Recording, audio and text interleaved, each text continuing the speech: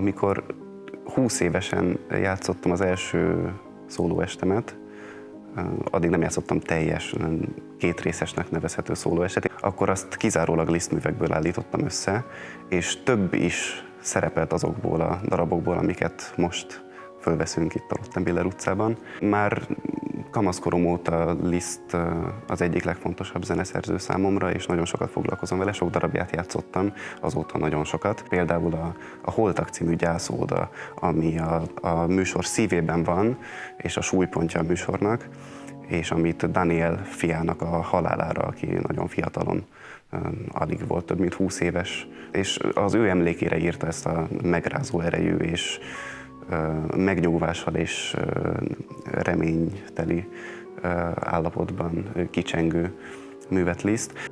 Ezt azóta is többször játszottam, és azok közé, a Liszt művek közé tartozik, amiket nagyon kevesen játszanak, nagyon ritkán lehet hallani őket koncertteremben, ugyanakkor szerintem a legfontosabb és legnagyszerűbb darabjai közé tartozik.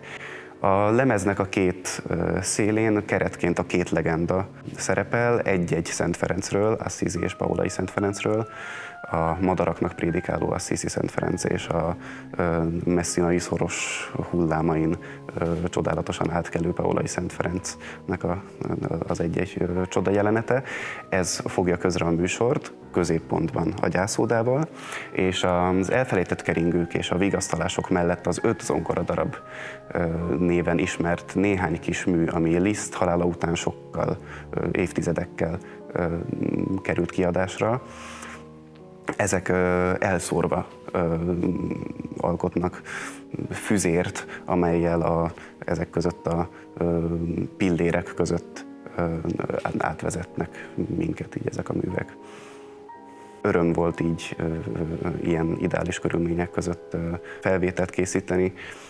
Otthonossá kezdett válni nekem ez a műfaj, annak ellenére, hogy mindig úgy éreztem, hogy a felvételkészítés egyébként a zenélés természetével bizonyos szempontból ellentétben áll. Tehát a zenei előadó művészet az a pillanatról szól, és a tünékenységről szól, a megismételhetetlenségről szól. Tehát arra is törekedtem a felvétel során, és azt hiszem, hogy együtt is arra törekedtünk, hogy egyrészt újrahallgatva és későbbi újrahallgatva is minél érvényesebb előadások szülessenek, és ugyanakkor a zene és a zenélés természetének olyannyira elidegeníthetetlen pillanatnyiság része az is mindvégig ott legyen az eljátszásokban. Úgyhogy remélem, hogy ez minél inkább sikerült.